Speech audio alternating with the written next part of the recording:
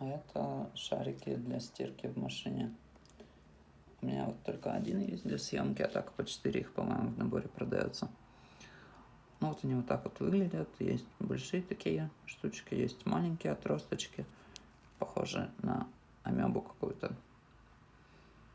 Вроде прикольные и должны лучше стирать вещи.